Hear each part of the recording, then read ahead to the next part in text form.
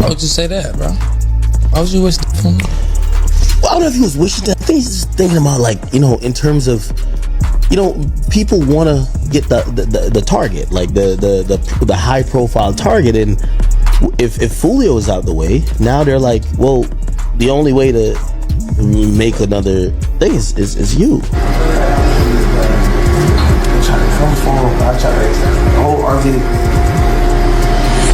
The Jacksonville sheriff recently called out Yungeen by name over Julio Filio's death. Sheriff TK Waters sent a clear message to Yungeen and his ATK crew after those responsible for Julio Filio's shooting were caught. Jacksonville, we are consistently monitoring those groups. We have people that are always watching them. I won't speak to the chief's investigation. That's up to TPD. We don't have an investigation on him right now, but he can't move around in Jacksonville without us knowing about it. And that's for the betterment of our community. Yungeen and Ace followed Lil Baby's move and shut down 4PF. Soon after, they made it clear that ATK was done, it was gone. ATK even took to Twitter to let everyone know. Talking about, he don't do tripping. Everybody always got shit to say. When the time for the Lord to be paid, just be at. Got all this shit to say. Where the just be at though? We need to get buried. When the time to spend that money, where the be? All we got shit to say, but don't be on shit, man. They don't get no feet wet or nothing, man. You niggas be talking, man. What's wrong with these, man? Don't talk like me. Don't talk. Yungeen and Ace have been keeping an eye on that Lil Baby interview where someone mentioned RICO charges are coming. Yungeen knows the feds are closing in fast. They even talked about it at a press conference. But what really got to him was when DJ Academic said he was the next to die because he's the last big name in the Jacksonville beef. That comment went viral and people were laughing, saying, "He talked about you and said you're next." It stuck with him. Then Academics went deeper into Yungeen and Ace's life, mentioning when he was ambushed a few years ago while leaving a restaurant. Sadly, his brother was killed in the process. Even though Yungeen has been through a lot and has been targeted several times, he's still standing strong. But now, the authorities are focused on him, connecting him to Julio Filio's death after 5 people were arrested.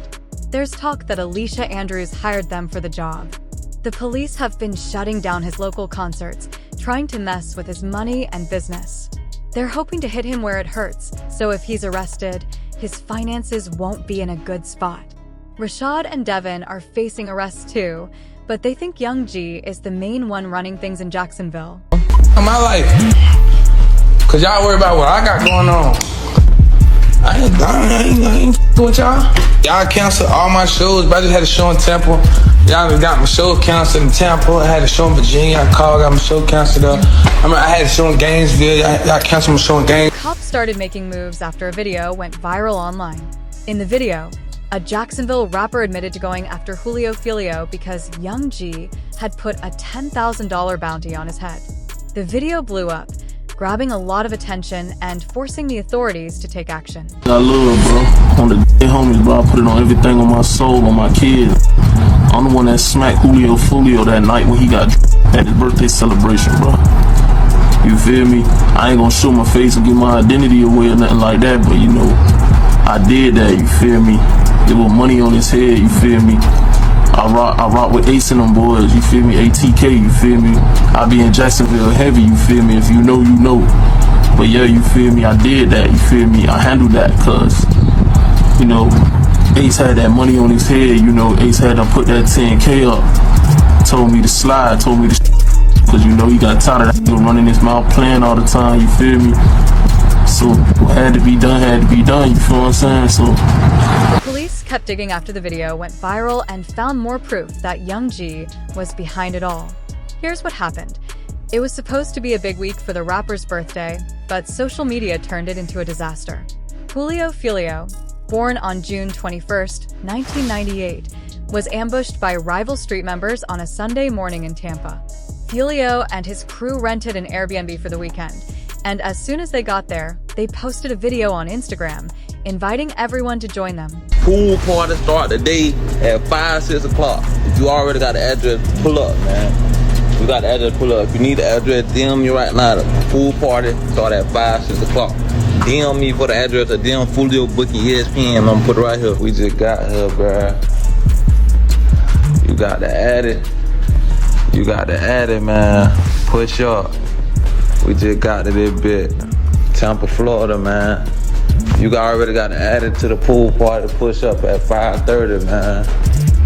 Push up at 5:30, man. We finna get everything right. Push up at 5. The Airbnb party only lasted 2 hours before the police shut it down. That was just the first mistake Fulio made.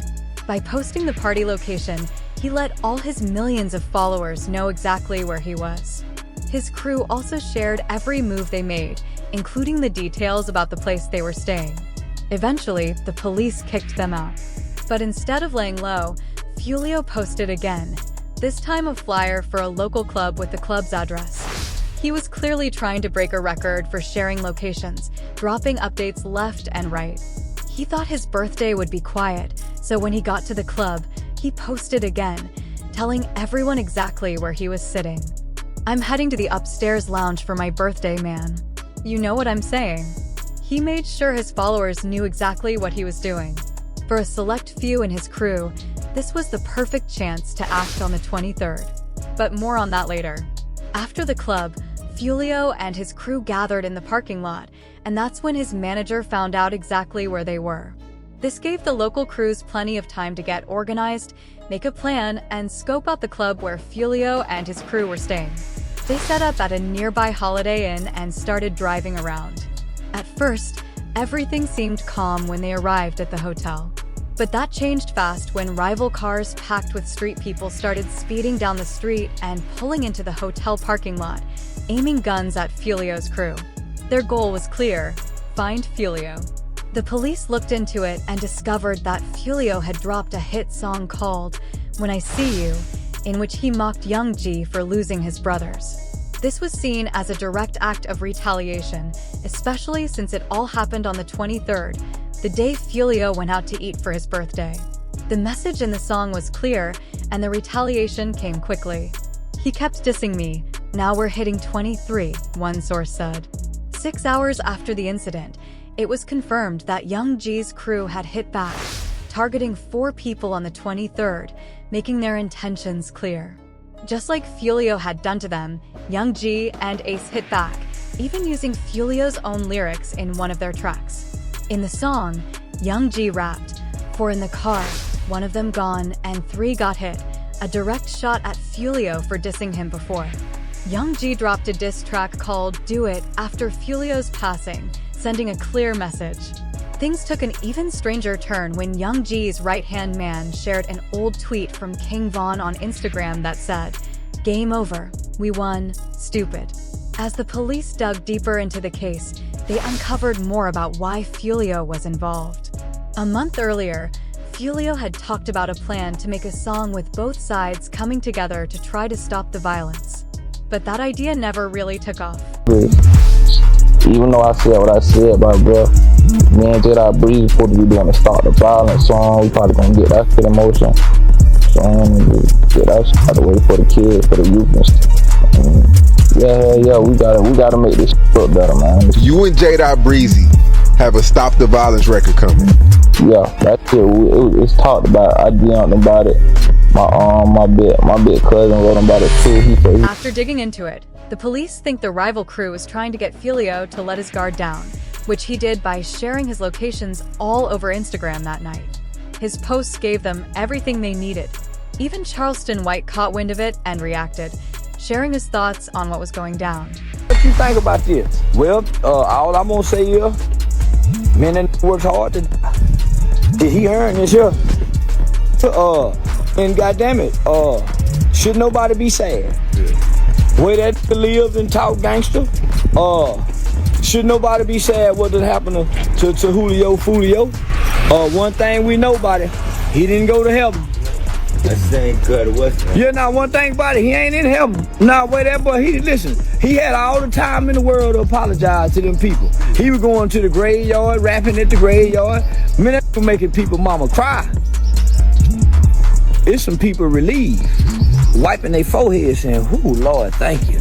And then it's some people. ATK Mitch, a close friend of Yungeen and Ace who sadly passed away, became a big focus in the police investigation after Charleston White said Filio wasn't going to heaven. In April 2022, police pulled over Filio for driving a Dodge Durango with illegal window tint. Things got weird when a prosecutor showed up, introducing himself after the officers searched Filio's car without permission. Filio was arrested, put in a patrol car, and taken to the station for questioning about ATK Mitch. During the interrogation, the officer brought up Mitch. "I know you're upset, but we need to talk about Mitch," the officer said. Filio, knowing what was coming, asked, "How long is this going to take?" The officer replied, "Not long, depends on you." Once at the station, they started asking about his work. "What type of work do you do?" the officer asked. Filio answered, "Artist." Then they asked about Mitch. "What do you know about Mitch?" Filio paused and said, "I was in Miami when I heard the news. I was making music and saw it on Instagram, like everyone else." The detective asked Filio where he was when ATK Mitch passed away, trying to figure out how they knew each other. "I need to know about your friend's case. You got a lot of friends who've passed recently, right?" the detective asked. Filio responded, "Yeah, I have a lot of friends, but I'm not sure how close we were. We met, but I don't know how long we were cool." Even though the cops didn't have much on Filio, they knew he was connected to ATK Mitch. They tried to get him to share any info, but Filio stayed quiet. They questioned him about why his music was linked to so many crimes, especially in Jacksonville, and how his lyrics seemed to help solve cases. But Filio just sat there, saying nothing, making it clear he wasn't going to talk about Mitch or anything else. These are the way you conduct yourself through your music had anything to do with, you know? Nah, cause even before I was rapping, it was, you know, you know what I'm saying? Like, you can't just say it's my music, that's why somebody, you know what I'm saying?